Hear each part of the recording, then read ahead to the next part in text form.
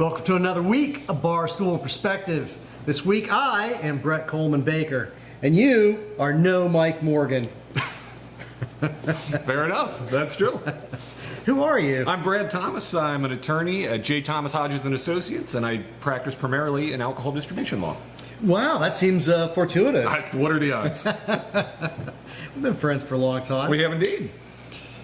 So we're going to start this week with a very important public service announcement for those of you in the UK, and we do have at least one person that watches this show in the UK. There is a problem with Glen's vodka. Never had Glen's vodka, but apparently it's a budget brand vodka. And there is a fraudulent variety that's made its way onto shelves. You can tell the bad Glen's vodka because it smells like nail polish remover. So, I don't think I should really have to tell you, but if your vodka tastes like nail polish remover or smells like it, don't drink that shit. Well, if you're a desperate alcoholic drinking budget brand vodka, you probably don't care. Yeah. The real stuff probably doesn't taste much better or smell much better. Urban Artifact. It's a little brewery that you may have heard of because we're right beside it. And we wanted to talk to you, Brad, about this Urban Artifact lawsuit with Pennsylvania because we didn't want to stick Brett on camera talking about it. Urban Artifact is the plaintiff in a lawsuit against the state of Pennsylvania for what they allege is Commerce Clause violations. What's happening is that in Pennsylvania, and the Artifact ships to a lot of different states, it's not a huge part of their business, but it's good outreach, you know? And so in Pennsylvania, an out-of-state brewery can't ship any more than 96 ounces of a brand a year to anybody in PA, so like 8 beers over the course of a year. And they do not impose the same restriction on Pennsylvania craft breweries. So, how will that case come out? I mean, I haven't read the case, but I would have to assume that Urban Artifact's going to win this one. There's recent Supreme Court precedent on this one, Granholm v. Heald, 2005. And it basically, there was a law in Michigan that said wineries in, Traverse City or in Michigan could ship directly to consumers. Out-of-state wineries could not. It was a Commerce Clause violation, and they ruled you can let everyone ship, you can let nobody ship. Either's fine, but you can't do one for in-state and one for out-of-state. So, yeah. I mean, beer and wine are, functionally identical here. I mean, I can't possibly imagine it going a different way, but, who knows? And that's, so like, in Commerce Clause for, non-legal nerds, that's the basic premise of the Commerce Clause, that you can't treat in-state and out-of-state commerce differently. Correct. That you can't tax ports differently or charge a fee for, crossing a border, that type of thing. So I think that it's, I haven't read that recent precedent, but I think that conceptually this was decided somewhere around about 1810 or so. Yeah, and reaffirmed in 2005. Now, with this Supreme Court, who knows? That's true. That's true. Yeah, I mean, Pennsylvania, though, if you look, so when we did the 50-state product rollout for Four Loko, which RIP Four Loko, Yeah. Classy drink. It sure was. Pennsylvania and Utah were the two weirdest states for their regulations. Pennsylvania basically has a weird 4-tier distribution system, and then Utah's Utah. Right. You know what blows me away about Utah is how good the beer is in Utah. It's kind of crazy. It's crazy. How in the hell are they making good beer out there? I'm guessing if they force you to go through that many hoops, only the most dedicated people are going to make it through. Yeah. So you have selection bias. And they're also pulling a lot of people into the state as a result of being an absolutely gorgeous state. Oh, yeah. For tourism and hikers and craft beer, and I guess that all kind of goes together. What 4 states in the U.S., Brad, produce the most wine? California? 84% of all production in the U.S. is California. Washington and Oregon would be my next 2 guesses, I guess. Good guesses. They would have been mine as well. Washington is number 4. It makes 5%. All right. Oregon is not in the top 4. The other 2 are New York and Pennsylvania. I mean, there's wine in the Finger Lakes region, so that one makes sense. The Pennsylvania wine must be terrible. I would assume so, but I mean, there are higher elevation parts of it. That's true. But yeah, I can't tell you I've ever had a bottle of wine from Pennsylvania. Well, I mean, Ohio's largest winery is Myers, so, you know. Yeah, I mean, I've had a lot of Ohio wine, and what it's all had in common is that it sucked. There was one place that used to make a nice Cab Franc somewhere along the Ohio River. It was this weird little microclimate, but that's about it.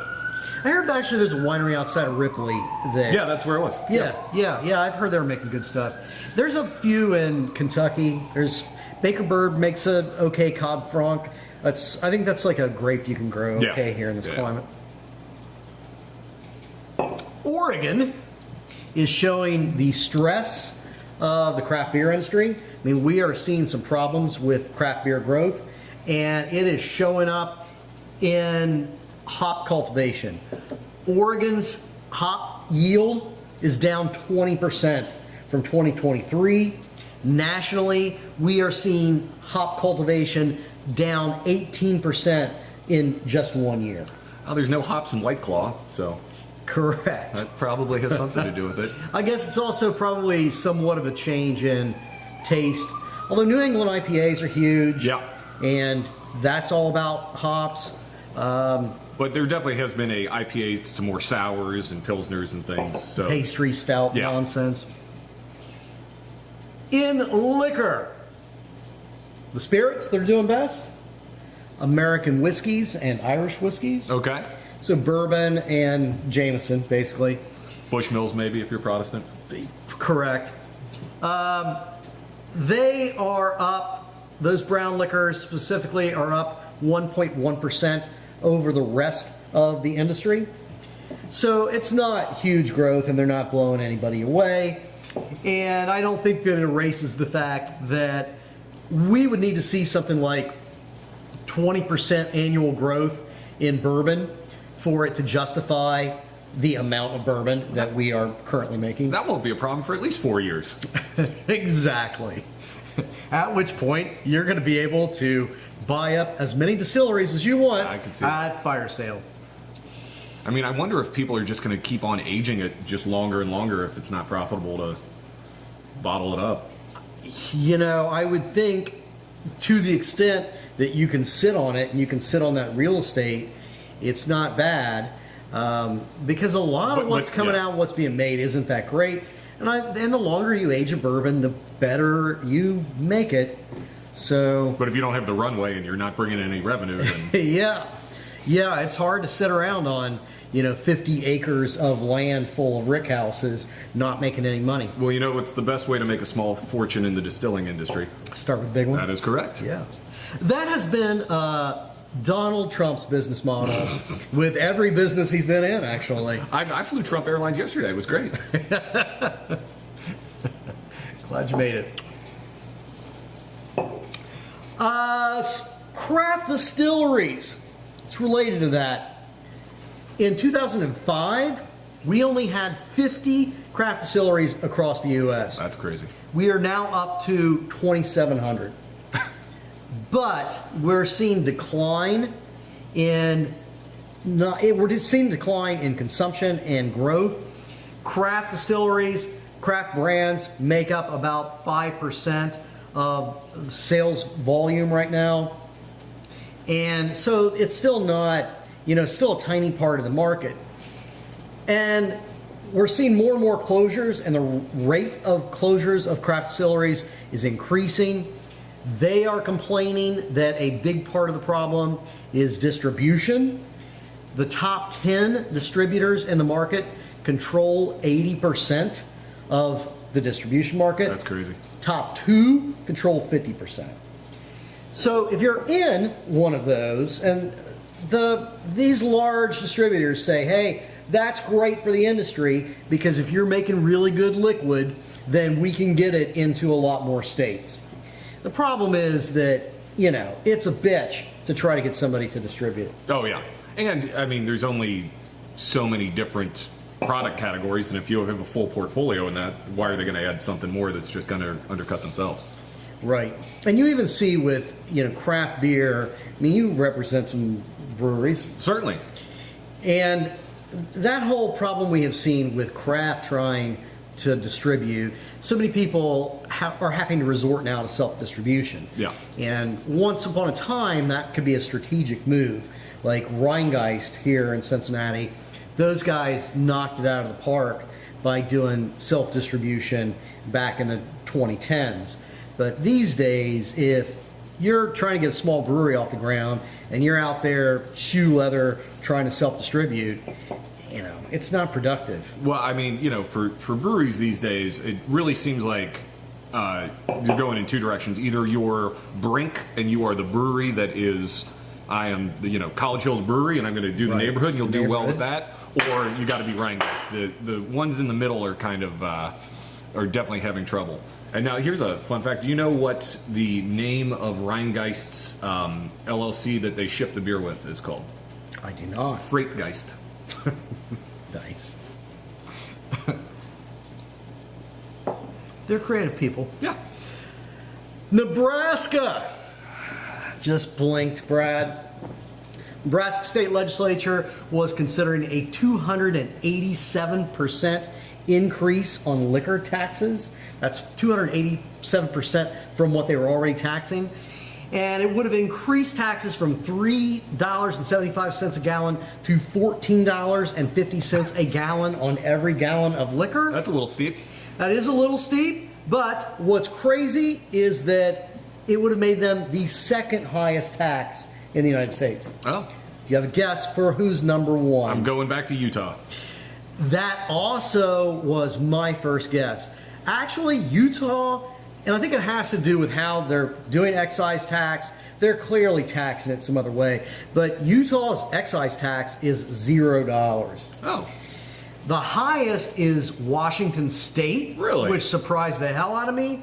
Those guys are taxing $14.27 per gallon for every gallon of liquor sold in the state of Washington. Well, Washington doesn't have an income tax, so I think they have higher Ooh, sales they taxes. don't, really? Yeah, Okay. and Oregon doesn't have sales tax. So there's this little suburb of Portland where it's on the Washington side. So if you live and work there and then shop in Portland, you're getting the best of both worlds. Nice. So Nebraska, interesting. Yes. Now when Nebraska. now for Utah they have a 0% excise tax, but is it like Ohio where we say we have 0% corporate income tax, but then have a commercial activity tax, which is exactly the same thing? Yeah, I'm sure. Yeah. I'm sure that it's not. You're not going to go to Utah and go, "Oh, the liquor is so cheap here," because there's Yeah. no. I'm sure it's being taxed in another way. So some of these numbers are probably a little bullshit. But I heard the story the other day. It says nothing to do with alcohol. But I don't know if you've heard this. There is one congressional district in Nebraska that could conceivably decide the presidential election. Yeah, You heard this? yeah, Nebraska second, and I think Yes. I think the state legislature at one point was trying to, because Nebraska and Maine are the two states that award it by Percentage or their delegates. It's by congressional district. Yeah. And then the winner gets the two that you get from being in the Senate. But so the Nebraska was trying to take it away, and then Maine responded by saying, if you do that, we're also going to switch to balance you out. So they blinked on that one too. Nice. Nebraska, run by a bunch of pussies.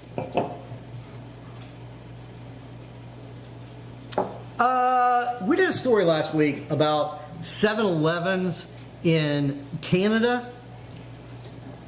In Ontario, they started on-premises consumption at 7-Elevens. Interesting. And I looked up like photos of Ontario 7-Elevens because I'm like, what is there something about 7-Eleven in Ontario that makes it a more appealing place to sit and pound beers? And the answer is no. So you're just getting a roller dog and just Get a roller dog, hanging out with Doug Ford. You're pairing it with whatever There we go. goes with a roller dog. Well, there's more crazy stuff happening with 7-Eleven out of Canada. There's a company called Couche-Tard. What do you It's call it? not an insult, Brad. That's just their name. These guys, they're a Quebecois company. They own Circle K and a bunch of other stuff. They've got a total of like 16,700 stores in 31 different countries. 9,000 of them in Canada and the U.S., they're buying 270 more retail chains in Pennsylvania, Ohio, and West Virginia and Maryland. So these guys are rapidly expanding, and they have put in a friendly takeover bid to purchase all of the 7-Elevens in Japan. I'll tell you what, 7-Eleven is bizarrely popular overseas. I was in Thailand recently, and I've never seen that many 7-Eleven. Like, there's a 7-Eleven across the street from a 7-Eleven. Like, every block in Bangkok has a 7-Eleven. Like Starbucks. Yeah. America's favorite milkshake company. Yeah, not so much anymore. People are starting to strangely balk at paying $9 for a cup of coffee. Again, no one's buying coffee there anymore. They're buying Frappuccino milkshakes. Yeah. And, they've got everything in these blue, pink, crazy colors. And I think what we're saying is the legal perspective is fuck Starbucks. Not sure that's exactly what you said. I think they brought in the Chipotle CEO to turn it all around, so we'll see how that's going. Yeah. So now your coffee will cost $9 and also give you a coli. I don't know what it's all about. Maybe that's it. Like, maybe the Asian market just makes more sense. I think that 7-Elevens in Japan are supposed to be classier than Ontario 7-Eleven. Yeah, I think they get like sushi made every hour on the hour and stuff. Yeah. These guys are seeing something with this 7-Eleven chain that isn't apparent to me sitting here in Ohio, but I don't know what it is. Although do we even have 7-Elevens here? Yeah, there's not just a lot a couple of them, though. Yeah, it's not a lot, man. Well, I guess we kind or of even like UDF Circle K's. Yeah. You know, strange things afoot at the Circle K, but I think it's a monopoly concern, an antitrust concern. When you think about the convenience store used to be a very traditional, classic small business model. Yeah. And it was sort of an entry-level business for a lot of people. I have a ton of gas station clients. So a lot of first-generation immigrants getting their son a store, kind of family business thing. Yeah. Yeah, I mean, because they're not fun to run. No. And so it was an entry-level thing where if you're coming here, particularly you're an immigrant and you're willing to do work in terms of running a business that most Americans don't want to put up with, Native Americans, it was a great place for you to get a start, start to earn a living, build your way up. So the fact that you've got huge money buying up the convenience store market, to me it's just one more problem with failure to enforce antitrust laws. And it also means that I don't know how Circle K or 7-Eleven or Speedway operates, but I'm assuming that they are doing beer buying in a way similar to like Kroger. Yeah, probably. Where at least on a large regional basis, you are either in a store or you're not. You've got a mix that they put in, Yeah, so it's going to be, the more monopolistic things get, the harder it is for a local craft brewery to get shelf space in an individual store. Yeah, you can't just make individual calls and, because you're either going to be in 250 of them or none. Yeah. Which takes us to Kroger Albertsons, one of my favorite things to hate. This Kroger Albertsons merger, is being fought by the FTC, I think very justifiably. 4 attorneys general in 4 states run by imbeciles. The state of Ohio, Alabama, Georgia, and Iowa have all weighed in with an amicus, or do you say amicus? Ooh, I would say amicus. With an amicus brief, a friend of the court brief, meaning they're not parties, they just want to weigh in and say, hey, we think this merger is a great deal, and you, FTC, should lay off the fine people at Kroger and their antitrust monopolistic desires and plans. They've actually said in this amicus that this merger will give Kroger, quote, the ability to compete more effectively in the wide open market for consumers' retail grocery dollars. I'm not sure how that would happen, but Somehow, absence of choice gives you more choice. Absence of competition creates more competition. I'll tell you what, one thing I will say about Kroger is, of any national brand, they have the greatest disparity between the best and worst Krogers. Like, if you go into any McDonald's, it's a McDonald's. You know what you're getting. Kroger, just total crapshoot. That's correct. Yeah, I mean, you can still... The one in Clifton Heights, I used to live in Clifton Heights for a long time. It's a neighborhood north of downtown. And that Kroger, they built an entirely new one. Oh, yeah, okay. It still sucks. But the old one, I would have to go in there occasionally because it was open 365. So, like, if I needed something on Christmas or Thanksgiving, it used to be like one of the few stores that was open. So I would go in that store, and it always had to have like 2 or 3 cops, off-duty cops there. You would get panhandled, in the produce section. Like, not even the parking lot. You might get stabbed over in canned goods. Yeah, it was rough, man. But I don't know. What do you think about that merger? I mean, it really, if you look at, there's 2 different ways to look at it. One is the national picture, which, if you look at the things, they would only control X percent, which doesn't look too bad. But if you look at individual metropolitan areas, some of them, they would just have an overwhelming dominance there. So that is the more concern. It'd be bad for consumers, but it wouldn't be felt evenly across the country. You would have certain areas where it would be much, much worse, and then others where it wouldn't really have much of an effect at all.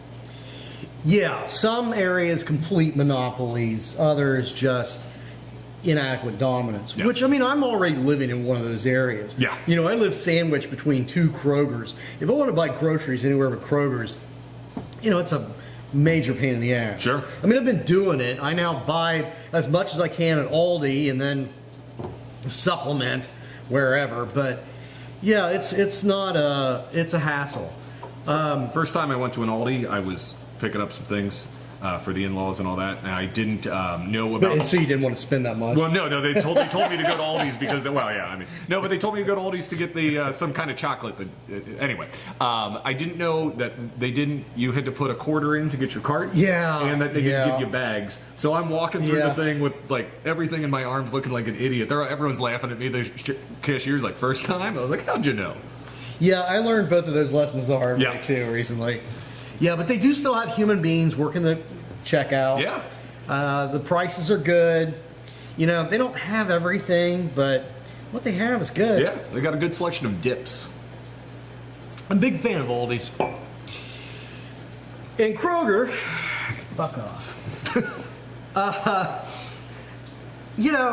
Alcoholic beverage business in general isn't doing so great. There are these continuing reports. I think this stuff is cyclical, but we're in this period where there is now like study after study, news article after news article about how 0% of alcohol consumption is good for you, that even moderate drinking is bad for you, and it's helping drive down alcohol consumption. Gen Z just doesn't seem to be, they are in fact lame. They're not really, because they're not doing anything fun. No. I mean, we've talked about that on this show before. Like, if they were not drinking, but they were like just banging like rabbits, I could respect that, right? But they're drinking less, they're having less sex, they text more, they maybe get high more. But other than that, I mean, they're just, I don't understand their values. I guess growing up with computers, maybe, I don't know. They're also getting their driver's license way later. And yeah, they're like, oh, I don't care about it. Man, I couldn't wait to get a driver's license. Oh my God, it was freedom. Yes, I'm a strong public transportation advocate, but when I turned 16, that was the first day. Yes. Well, I mean, the difference between, I'm a strong public transportation advocate as well, Brad, but as I learned the hard way, you can have sex in a car, but not in a public bus. The legal ramifications are totally different. So, there's that. That's a very good point. That's a very good Although point. you can take the bus drunk as hell. Oh, yeah. This is showing up somewhere I would not have expected, in Ireland. New study shows that alcohol consumption in the nation of Ireland is down 1/3 over a 20-year period of time. That's unbelievable. Astounding. Really cutting into the Irish reputation of being drunk. 43% of alcohol consumption in Ireland is beer. Wine consumption is up in Ireland to 28% of their adult beverages. That is fascinating. It is fascinating. Wine consumption is down in France, Italy, Spain, United States. It's down around the world.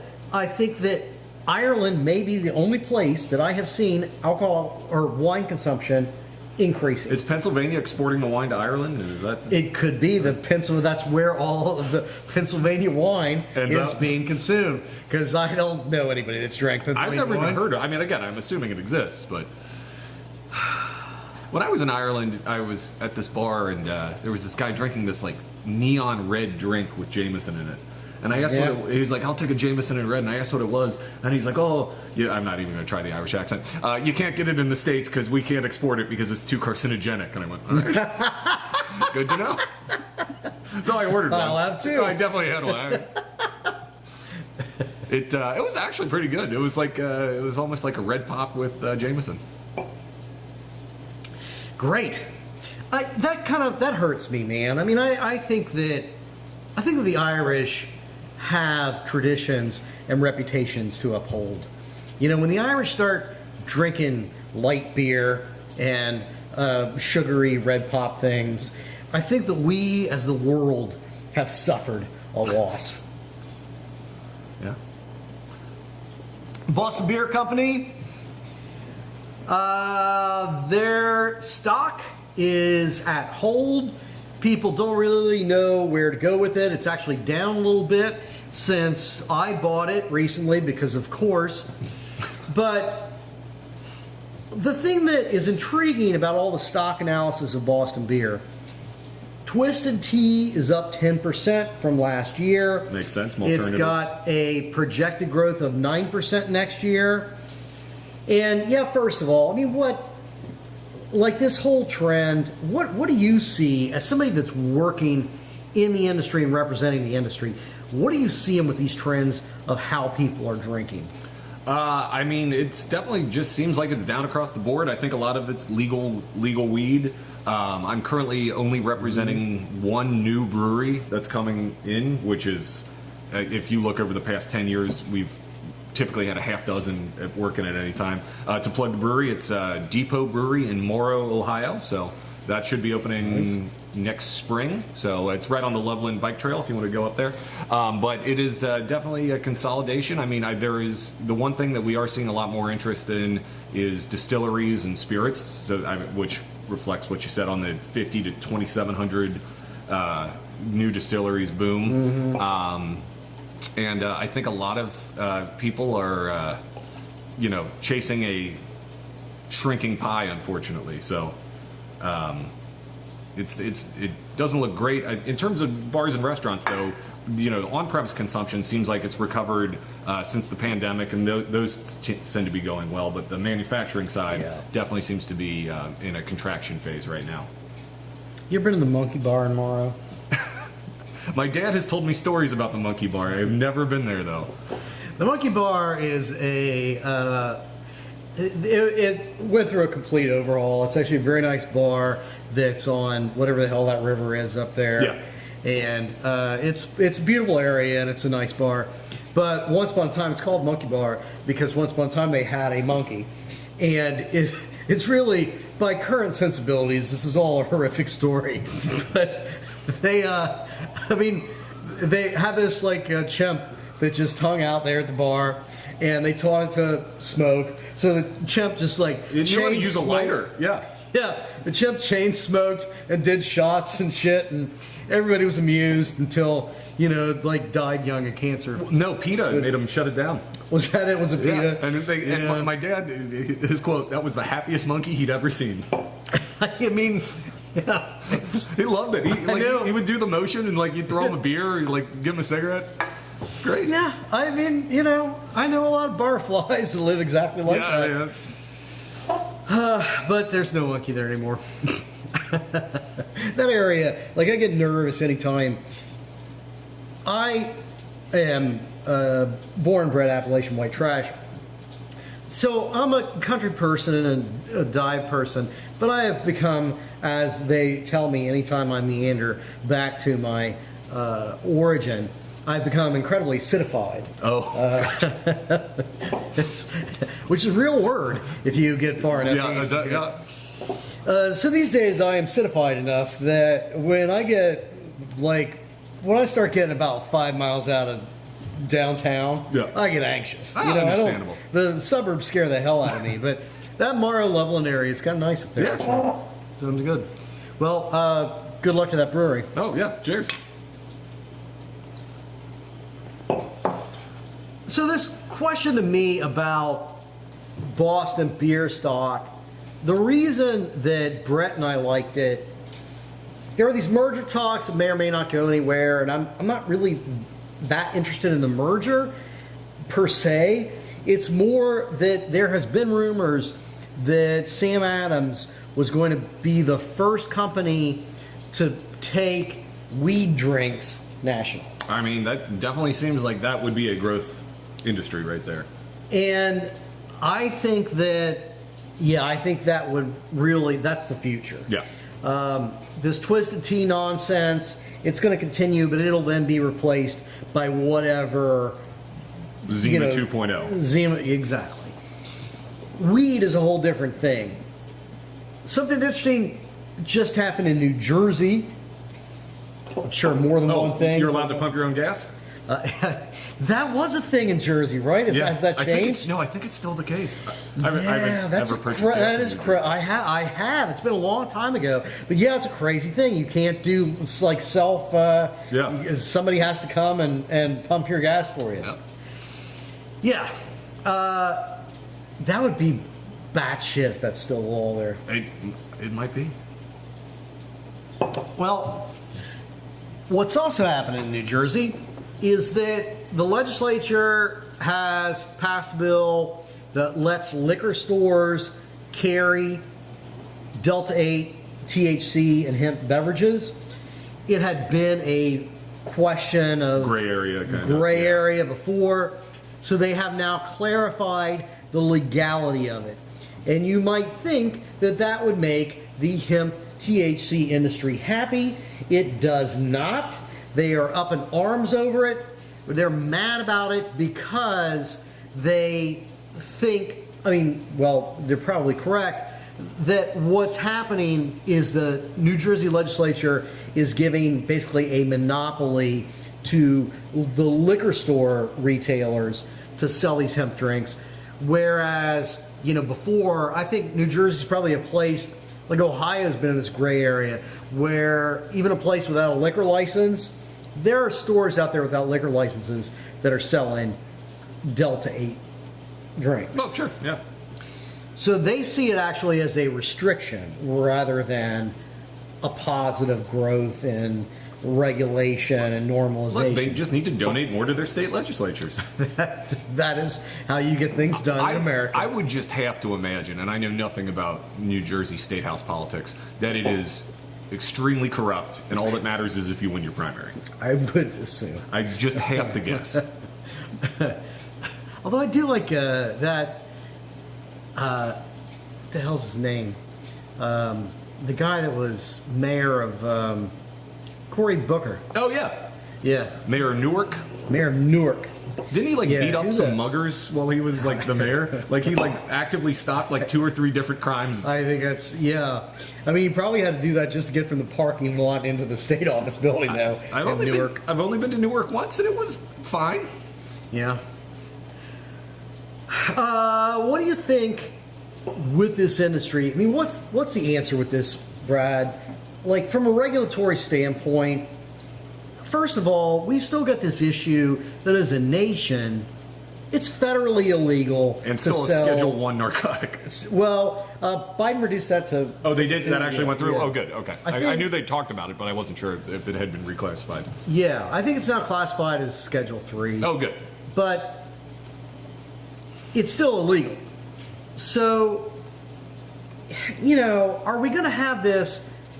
Where is the point where we have such a cluster of inconsistent state policies that a company like Sam Adams can't make a national THC hemp Delta 8, however the hell you classify it or get through whatever loopholes, which is part of the problem.